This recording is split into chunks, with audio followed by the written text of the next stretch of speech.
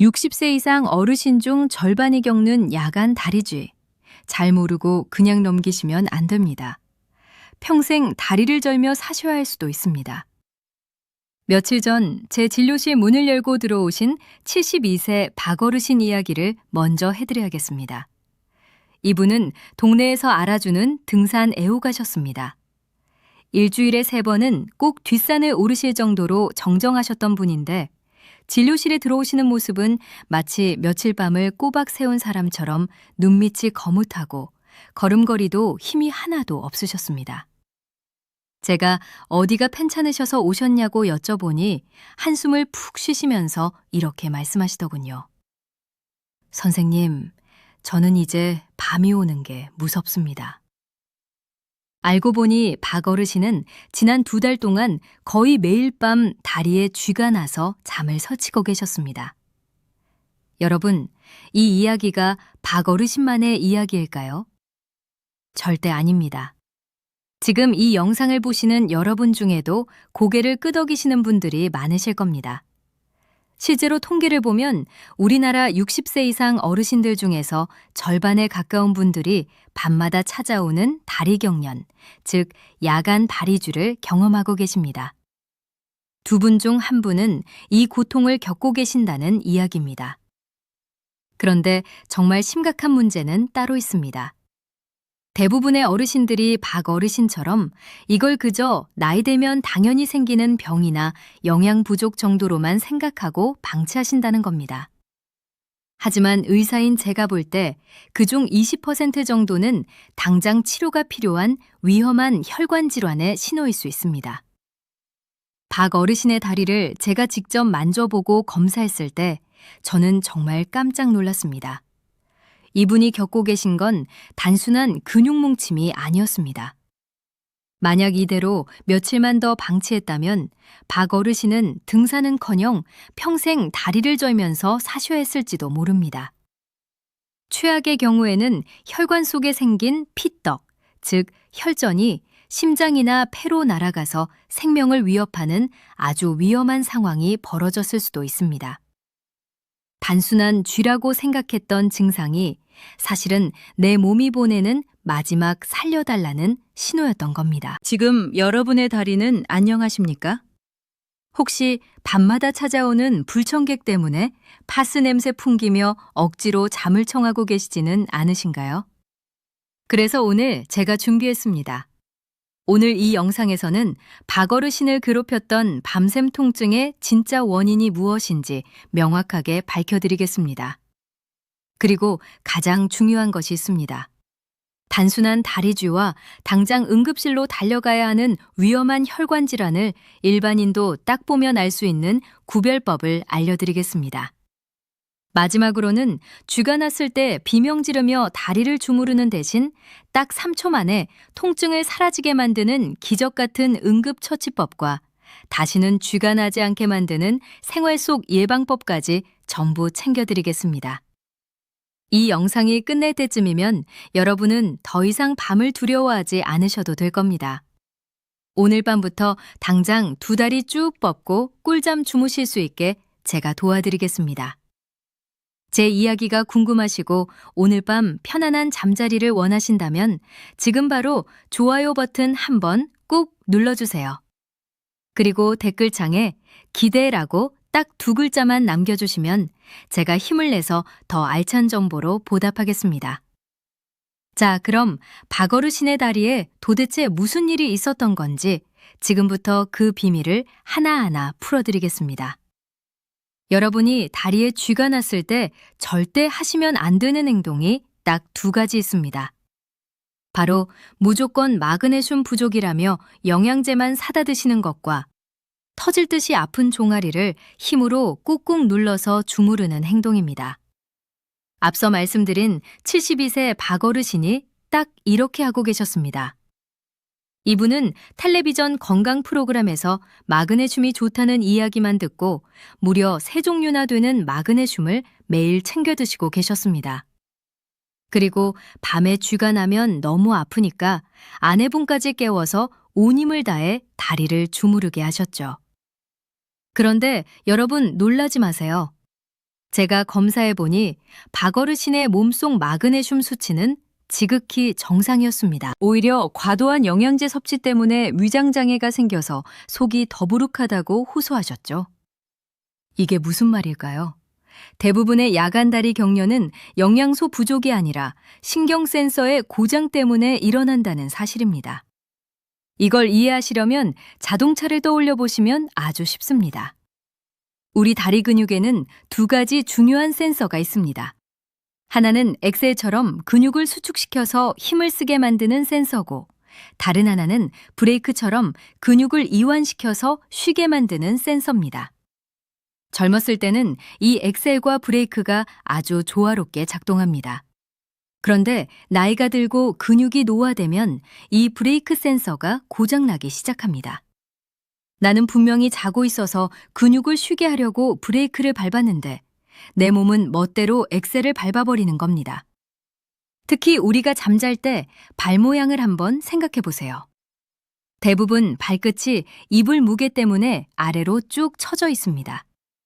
마치 발레리나가 발끝으로 선 것 같은 이 자세를 전문 용어로 족저 굴곡이라고 하는데요. 이 자세가 되면 종아리 근육이 가장 짧아진 상태가 됩니다. 이미 짧아져서 팽팽한 근육에 고장난 신경센서가 수축 신호를 빵 하고 터뜨리니 근육이 감당하지 못하고 돌덩이처럼 굳어버리는 겁니다. 이게 바로 밤마다 쥐가 나는 진짜 과학적인 이유입니다. 그러니 마그네슘만 먹는다고 해결될 일이 아니었던 거죠. 하지만 여기서 정말 중요한 경고를 하나 드려야겠습니다. 박어르신은 다행히 이런 단순한 신경센서 문제였지만 만약 여러분의 증상이 다음과 같다면 이건 쥐가 아니라 응급 상황입니다. 단순한 쥐와 절대 헷갈리면 안 되는 세 가지를 바로 알려드릴 테니 꼭 기억하셔야 합니다. 첫 번째는 심부정맥 혈전증입니다. 이름이 좀 어렵지만 쉽게 말해 다리 혈관이 피떡으로 막힌 겁니다. 이걸 구분하는 가장 확실한 방법은 양쪽 다리를 비교해 보는 겁니다. 단순히 쥐가 난 거라면 양쪽 다리 굵기가 비슷해야 합니다. 그런데 만약 한쪽 종아리만 퉁퉁 부어 있거나 피부 색깔이 붉게 변했거나 만졌을 때 핫팩처럼 뜨끈뜨끈한 열감이 느껴진다면 이건 거의 100% 혈관 문제입니다. 이때 함부로 다리를 주무르면 혈관 속에 있던 피떡이 떨어져 나가서 심장이나 폐를 막아버릴 수 있습니다. 정말 위험한 행동이 되는 거죠. 두 번째는 말초동맥 질환입니다. 이건 반대로 혈관이 좁아져서 피가 안 통하는 병입니다. 이때는 다리가 붓는 게 아니라 오히려 차갑고 창백해집니다. 발등 한가운데를 손가락으로 지그치 눌러보세요. 건강한 사람은 여기서 콩닥콩닥 맥박이 뛰어야 하는데 이 병이 있으면 맥박이 아주 약하거나 아예 안 잡힙니다. 조금만 걸어도 종아리가 터질 듯이 아프다가 쉬면 괜찮아지는 증상이 반복된다면 당장 혈관 초음파를 찍어보셔야 합니다. 방치하면 다리 조직이 괴사해서 절단해야 할 수도 있는 무서운 병입니다. 마지막 세 번째는 하지 불안 증후군입니다. 이건 통증이라기보다는 기분 나쁜 불편함입니다. 어르신들이 표현하시기로는 다리에 벌레가 스멀스멀 기어가는 것 같다거나 전기가 찌릿찌릿 통하는 것 같다고 하십니다. 그리고 가만히 있으면 미칠 듯이 불편한데 다리를 움직이면 거짓말처럼 편안해집니다. 이건 도파민이라는 뇌 신경전달 물질의 문제라서 쥐잡는 약이 아니라 완전히 다른 치료가 필요합니다. 박어르신이 처음에 저를 찾아오셨을 때 제가 가장 먼저 확인한 게 바로 이 세 가지였습니다. 다행히 박어르신은 부기도 없었고 발등 맥박도 힘차게 뛰고 계셨습니다. 그제야 저는 안심하고 박어르신께 말씀드렸습니다. 어르신, 이건 큰 병은 아니지만 그렇다고 마그네슘만 드신다고 낫는 것도 아닙니다. 제가 알려드리는 방법대로 딱 3초만 투자해 보세요. 라고요. 만약 여러분도 제가 지금 말씀드린 위험 신호가 없다면 이제부터 제가 알려드릴 3초 해결법이 직방으로 통하실 겁니다. 밤마다 찾아오는 끔찍한 고통, 약 없이 내 손으로 즉시 없애는 기적 같은 방법을 다음 파트에서 바로 공개하겠습니다. 지금 이 영상을 가족 단톡방에 공유해 주세요. 부모님 다리가 혹시 한쪽만 부어 있지는 않은지 오늘 밤 꼭 확인해 보라고 전해 주시면 좋겠습니다. 여러분의 작은 관심이 가족의 생명을 구할 수도 있습니다. 자, 이제부터 제가 알려드리는 내용은 정말 중요합니다. 오늘 밤 자다가 갑자기 다리에 쥐가 났을 때 딱 3초 만에 지옥 같은 통증에서 탈출하는 방법입니다. 진료실에서 박어르신께 이 방법을 알려드렸더니 처음에는 에이, 선생님, 정말 그게 효과가 있어요? 하시며 반신반의하셨습니다. 하지만 그날 밤 직접 해보시고는 다음날 아침에 저한테 전화를 주셨습니다. 선생님, 진짜 거짓말처럼 수르르 풀리던데요? 하시면서요. 여러분도 지금부터 눈을 크게 뜨고 집중해 주세요. 가장 먼저 기억하셔야 할 것은 절대 주무르지 말라는 겁니다. 쥐가 났을 때 우리는 본능적으로 아픈 부위를 손으로 움켜쥐고 주무르게 됩니다. 하지만 이미 돌처럼 딱딱하게 굳어버린 근육을 억지로 힘으로 누르면 근육 섬유가 찢어질 수도 있고 오히려 통증이 더 오래갑니다. 이때는 힘이 아니라 우리 몸의 신경 원리를 이용해야 합니다. 첫 번째 방법은 상호 억제법입니다. 이름은 어렵지만 원리는 시소놀이랑 똑같습니다. 우리 다리 근육은 앞쪽 정강이 근육과 뒤쪽 종아리 근육이 짝을 이루고 있습니다. 앞쪽 근육에 힘이 들어가면 뒤쪽 근육은 자동으로 힘이 빠지게끔 우리 뇌가 설계되어 있습니다. 이걸 이용하는 겁니다. 쥐가 나서 종아리가 쪼그라들고 아플 때 앉아서 발가락을 내 코 쪽으로 힘껏 당겨보세요. 손으로 발가락을 잡고 몸 쪽으로 확 젖히시는 겁니다. 이렇게 하면 앞쪽 정강이 근육에 빡 하고 힘이 들어가게 됩니다. 그러면 우리 뇌는 어라? 앞쪽에 힘을 써야 하네? 그럼 뒤쪽 종아리는 힘을 빼야겠다라고 판단하고 강제로 종아리 근육의 스위치를 꺼버립니다. 이건 의지나 노력의 문제가 아니라 우리 몸의 생리적인 법칙이라서 누구에게나 100% 통합니다. 만약 배가 나와서 손이 발에 안 닿으시는 분들은 어떻게 할까요? 그럴 땐 수건을 발바닥에 걸어서 당기셔도 되고 벽에 발바닥을 대고 꾹 미셔도 됩니다. 핵심은 발등을 몸쪽으로 꺾어서 정강이에 힘을 준다는 것. 이것 하나만 기억하시면 됩니다. 두 번째 방법은 인중 자극법입니다. 이건 너무 아파서 꼼짝도 못하겠고 발을 당길 정신조차 없을 때 쓰는 비상버튼입니다. 코와 입술 사이에 움푹 들어간 곳, 바로 인중입니다. 쥐가 났을 때 엄지와 검지로 이 인중을 아주 세게 꼬집거나 꾹 눌러주세요. 이게 무슨 민간요법인가 싶으시죠? 하지만 이건 뇌과학적으로 아주 근거가 있는 방법입니다. 우리 뇌는 한 번에 하나의 강한 감각에만 집중하는 경향이 있습니다. 이걸 관문 조절설이라고 하는데요. 인중은 우리 몸에서 신경이 아주 예민한 급소입니다. 여기를 강하게 자극하면 뇌는 다리의 통증보다 인중의 자극을 더 크고 새로운 신호로 받아들입니다. 마치 사이렌 소리가 너무 시끄러울 때 더 큰 방송을 틀어서 소리를 덮어버리는 것과 비슷합니다. 실제로 한의학에서도 이곳을 수구혈이라고 해서 응급 상황에서 기절한 사람을 깨울 때 쓰는 중요한 혈자리로 봅니다. 단순히 꼬집는 것만으로도 뇌가 다리 통증 회로를 잠시 차단해서 근육의 경련을 멈추게 하는 효과가 있습니다.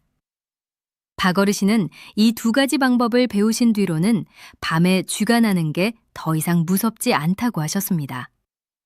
예전에는 쥐가 나면 10분, 20분씩 뒹굴며 고생하셨는데 이제는 쥐가 날 것 같은 느낌이 되면 바로 인중을 한번 꽉 누르시고 발끝을 몸쪽으로 당겨서 3초 만에 상황을 종료시키신답니다. 옆에서 주무시던 할머니를 깨울 일도 없어졌다며 얼마나 좋아하셨는지 모릅니다.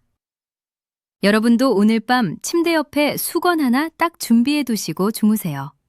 그리고 혹시라도 쥐가 찾아오면 당황하지 마시고 제가 알려드린 대로 발끝을 당기고 인중을 눌러보세요. 내 몸을 내가 조절할 수 있다는 자신감이 생기면 통증은 더 이상 공포의 대상이 아닙니다. 하지만 여러분, 이건 어디까지나 이미 불이 났을 때 끄는 소화기 같은 방법입니다. 애초에 불이 안 나게 하는 게 더 중요하겠죠? 쥐가 아예 안 나게 만드는 예방 루틴을 다음 파트에서 알려드릴 겁니다. 이건 박 어르신이 먹던 3가지 마그네슘 영양제를 다 끊고도 다리를 튼튼하게 만든 비결이기도 합니다. 지금 바로 주변 친구분들에게 이 영상을 공유해 주세요. 쥐 났을 때 주무르지 말고 발끝을 당겨라. 딱 한마디만 전해주셔도 그 친구분은 평생 여러분께 고마워하실 겁니다.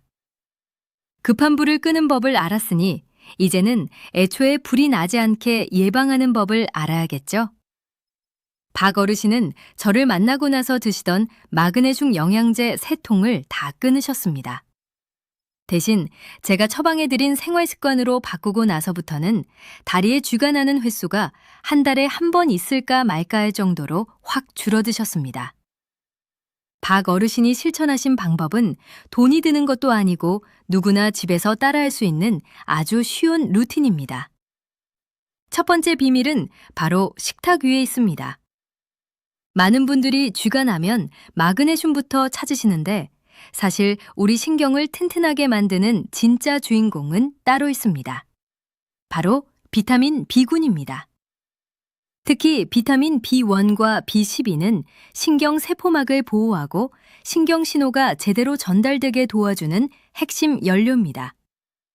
이게 부족하면 전선 피복이 벗겨진 것처럼 신경이 예민해져서 제멋대로 신호를 보내게 됩니다.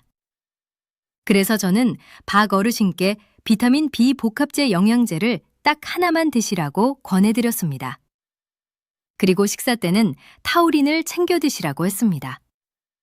타우린은 우리 근육이 지치지 않게 도와주는 피로회복제인데 주로 간에서 만들어집니다. 그런데 나이가 되면 간 기능이 떨어져서 타우린 생성이 줄어들고 그러다 보니 근육이 금방 피로해져서 경련이 오는 겁니다. 타우린은 오징어나 문어, 조개 같은 해산물에 정말 많이 들어있습니다. 비싼 보약 드실 필요 없이 일주일에 2-3번 오징어국이나 조개탕 시원하게 끓여 드시는 게 다리 건강에는 최고입니다. 두 번째 비밀은 침실 환경을 바꾸는 겁니다. 박 어르신 댁에 가보니 겨울이라고 아주 무거운 목화솜 이불을 덮고 주무시더라고요. 이게 바로 쥐를 부르는 주범이었습니다. 무거운 이불이 밤새 발을 꾹 누르고 있으면 발목이 아래로 펴지면서 종아리 근육이 밤새도록 긴장 상태가 됩니다. 그래서 저는 당장 가벼운 이불로 바꾸시라고 말씀드렸습니다. 그리고 아주 중요한 꿀팁 하나 더 알려드릴게요. 주무실 때 발목 밑에 베개나 쿠션을 하나 받치고 주무세요. 발이 심장보다 약간 높아지면 하루 종일 다리로 쏠렸던 혈액이 심장으로 잘 돌아와서 혈액순환이 좋아집니다. 동시에 발목이 부자연스럽게 펴지는 걸 막아줘서 근육이 편안하게 이완된 상태로 쉴 수 있게 됩니다. 자, 그럼 이걸 하루 일과로 정리해 드릴게요. 박 어르신의 쥐 잡는 하루 루틴입니다. 아침에 일어나시면 침대에서 내려오시기 전에 기지개를 켜면서 발끝을 몸쪽으로 당기는 스트레칭을 10번만 해주세요.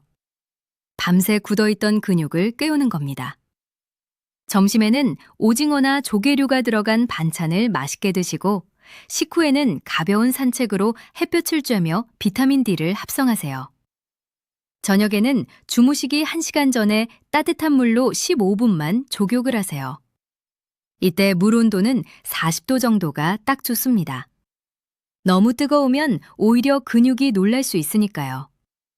그리고 잠자리에 들 때는 가벼운 이불과 발목 쿠션 잊지 마시고요. 이렇게 딱 2주만 해보시면 여러분의 다리가 달라지는 걸 느끼실 겁니다. 이제 여러분들이 진료실에서 자주 물어보시는 궁금증 몇 가지를 시원하게 해결해 드릴게요. 질문 하나. 선생님, 저는 고지혈증 약을 먹는데 이것 때문에 쥐가 날 수도 있나요? 네, 맞습니다. 아주 예리한 질문입니다. 고지혈증 약인 스타틴 계열이나 혈압약 중의 이뇨제 성분은 근육에 영향을 줄 수 있습니다. 스타틴은 근육 세포막을 불안정하게 만들 수 있고, 이뇨제는 몸속 전해질을 소변으로 배출시켜서 쥐가 나게 만들 수 있거든요. 만약 약을 드시기 시작한 시점부터 쥐가 자주 난다면 절대 임의로 약을 끊지는 마시고 주치의 선생님과 상의해서 약 종류를 바꿔보시는 게 좋습니다. 질문 2. 마그네슘을 먹어도 왜 효과가 없나요? 마그네슘이 효과가 없는 게 아니라 번지수가 틀렸을 가능성이 큽니다. 아까 말씀드렸듯이 영양 부족보다는 신경 신호 문제가 원인인 경우가 훨씬 많거든요. 그리고 마그네슘은 흡수율이 낮아서 많이 드시면 설사만 하고 다 빠져나가는 경우도 많습니다. 그래서 무작정 양을 늘리기보다는 신경 비타민인 비타민 B를 같이 챙기시는 게 훨씬 효과적입니다. 이 궁금증이 좀 풀리셨나요? 건강은 거창한 게 아닙니다. 오늘 제가 말씀드린 작은 습관들이 모여서 내 몸을 지키는 튼튼한 방패가 되는 겁니다. 박 어르신도 처음에는 반신반의하셨지만 지금은 저한테 그러십니다. 선생님, 진작에 습관 바꾸고 오징어 국 먹을 걸 그랬어요. 라고요. 지금 당장 실천하실 준비가 되셨다면 댓글에 숫자 1이라고 남겨주세요. 나도 이제 쥐 없이 꿀잠 자겠다는 여러분의 다짐을 보여주세요. 다른 분들이 남긴 숫자를 보면서 아, 나만 노력하는 게 아니구나 하고 서로 힘을 얻으실 수 있을 겁니다. 자, 오늘 정말 많은 이야기를 나눴습니다. 혹시라도 내용이 길어서 깜빡하셨을 분들을 위해 오늘 꼭 기억하셔야 할 핵심 3가지를 딱 정리해드리겠습니다.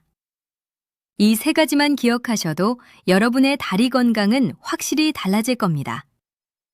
첫째, 내 다리의 쥐가 단순한 근육 경련인지 아니면 혈관이 보내는 구조 신호인지 반드시 확인하셔야 합니다. 다리가 한쪽만 퉁퉁 붓고 뜨겁거나 반대로 차갑고 맥박이 안 잡힌다면 그건 쥐가 아닙니다. 그럴 땐 지체하지 말고 바로 병원으로 가셔서 혈관 검사를 받으셔야 합니다. 둘째, 밤에 쥐가 났을 때 절대 비명 지르며 주무르지 마세요. 발가락을 내 코 쪽으로 당겨서 정강이에 힘을 주는 상호 억제법, 그리고 인중을 세게 눌러서 뇌를 속이는 인중 자극법. 이 2가지면 3초 만에 지옥 같은 통증에서 탈출하실 수 있습니다. 셋째, 비싼 마그네슘보다 신경을 지키는 비타민 B와 타우린을 챙기세요. 그리고 오늘 밤부터 당장 무거운 이불은 치우시고 발목 밑에 쿠션을 하나 받쳐주세요. 이 작은 습관이 여러분의 밤을 지켜줄 겁니다. 얼마 전 진료실에서 박 어르신을 다시 뵈었습니다. 문을 열고 들어오시는데 처음 뵀을 때의 그 해숙하고 어두웠던 표정은 온데간데 없고 얼굴에 윤기가 흐르시더군요. 저한테 자랑스럽게 스마트폰 사진을 보여주셨는데 다시 동네 뒷산 정상에 올라가서 찍은 사진이었습니다. 어르신이 활짝 웃으며 이렇게 말씀하셨습니다. 선생님 덕분에 이제 밤에 다리 뻗고 잡니다. 우리 집사람도 이제야 살 것 같다고 하네요. 그 말씀을 듣는데 의사로서 이보다 더 큰 보람은 없겠다는 생각이 들었습니다. 밤새 편안하게 자는 것, 아침에 개운하게 일어나는 것, 그 평범한 일상이 사실은 가장 큰 축복입니다. 여러분, 건강은 거창한 결심에서 오는 게 아닙니다.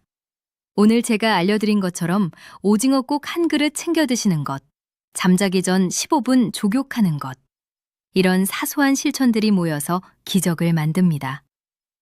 혹시 지금도 다리 때문에 남몰래 고통받고 계신 분이 있다면 포기하지 마세요. 박 어르신이 해내신 것처럼 여러분도 분명히 해내실 수 있습니다. 오늘 밤은 부디 쥐 걱정 없이 평온한 꿈 꾸시길 진심으로 바라겠습니다. 오늘 영상이 여러분의 건강한 잠자리에 조금이라도 도움이 되셨다면 구독과 알림 설정 버튼을 꼭 눌러주세요. 여러분의 클릭 한 번이 제가 더 좋은 영상을 만드는데 정말 큰 힘이 됩니다.